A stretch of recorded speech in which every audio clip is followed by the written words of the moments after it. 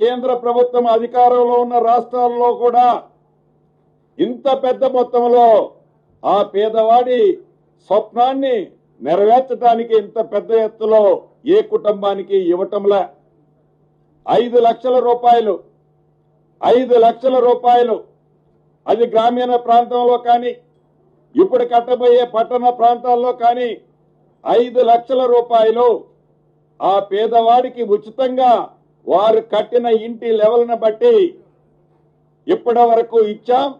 భవిష్యత్తులో కూడా 100కి 100% ఆ పేదవాడి కల నెరవేర్చడం కోసం ఈ ప్రభుత్వం చిత్తశుద్ధితో ఇస్తదని కూడా ఈ వేదిక ద్వారా గ్రామీణ ప్రాంతంలో ఉన్న నా కుటుంబ సభ్యులకే కాకుండా పట్టణ ప్రాంతంలో ఉన్న నా కుటుంబ సభ్యులకు కూడా తెలియజేస్తున్నాం. ఇది నిరంతరము ప్రక్రియ.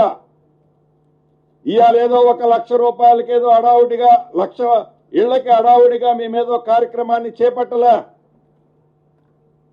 ఏదైతే ఈ ప్రభుత్వం వచ్చిన కొత్తలో అప్లికేషన్లో హౌస్ కావాలని అప్లికేషన్లు మేము ఏదైతే రిసీవ్ చేసుకున్నామో ఒక్క ఈ క్యూర్ ప్రాంతంలోనే సుమారు 8 లక్షల నుంచి 8.5 లక్షల అప్లికేషన్లు వచ్చాయి. యథార్థం ఈ మధ్య నేను ఓల్డ్ సిటీలో ఇదే హౌసింగ్ కార్యక్రమాన్ని చూడటానికి వెళ్ళాను. గౌరవ స్థానిక పార్లమెంట్ సభ్యులు గౌరవ స్థానిక శాసనసభ్యులతో కొన్ని ప్రాంతాలు నేను సహచర మంత్రులు కలిసి తిరిగాం. ఆనాడు ఇందిరమ్మ ప్రభుత్వం ఉన్నప్పుడు 40-45 సంవత్సరాల క్రితం అనేక ప్రాంతాల్లో ఆనాడున్న వసతుల్లో భాగంగా ఇందిరమ్మ ఇళ్లు కొన్ని ఇచ్చాం. 2 ఫ్లోర్స్ 3 ఫ్లోర్స్ తో ఇండిపెండెంట్ తో. అక్కడికి వెళ్ళి చూస్తే 40-45 సంవత్సరాల క్రితం కట్టిన ఇళ్లు కావటం వల్ల కొన్ని లీకులు కొన్ని ప్రాంతాల్లో కొలాప్స్ అవుతున్నాయి. ప్రత్యక్షంగా నా కళ్ళతో నేను చూశాను. ఆ విషయాన్ని కేబినెట్ లో మా సహచర మంత్రులు అందరం చర్చించి దీనికి ప్రత్యేకమైన ప్రాధాన్యత ఇవ్వాలి, దీనికి ఇంపార్టెన్స్ ఉంది.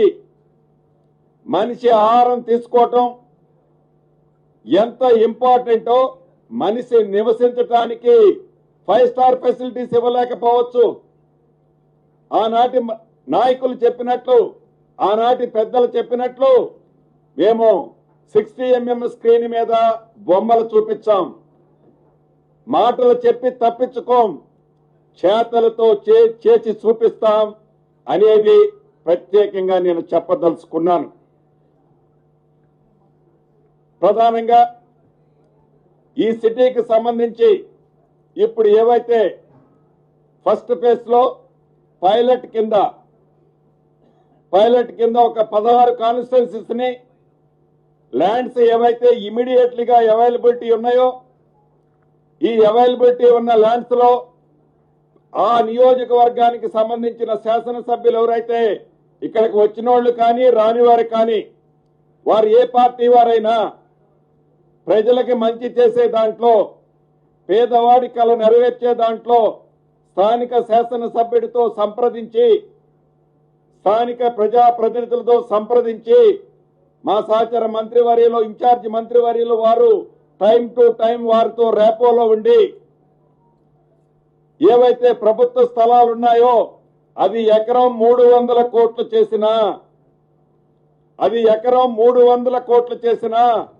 ఆ పేదవాడి కల నెరవేర్చడం కోసం ఆ 300 కోట్లు చేసే ఎకరంలోనే అంతస్తుల భవనం కట్టి తప్పకుండా పేదవాడి కల ఈ ప్రభుత్వం నెరవేర్చాలన్న తపన చిత్తశుద్ధి ఈ ప్రభుత్వానికి ఉంది. స్థానిక శాసనసభ్యులు కానీ స్థానిక ప్రజాప్రతినిధులతో టైం టు టైం కోఆర్డినేట్ చేసుకొని ఈ ల్యాండ్స్ ని ఐడెంటిఫై చేసే దాంట్లో ల్యాండ్స్ లో ఏమైనా చిన్న చిన్న విషయాలు ఉన్నా వాటిని క్లీన్ చేసి డిస్ప్యూట్ లేని ప్రాపర్టీస్ లో హౌసింగ్ బోర్డు అంటేనే ఒక ట్రస్ట్ ఉంది.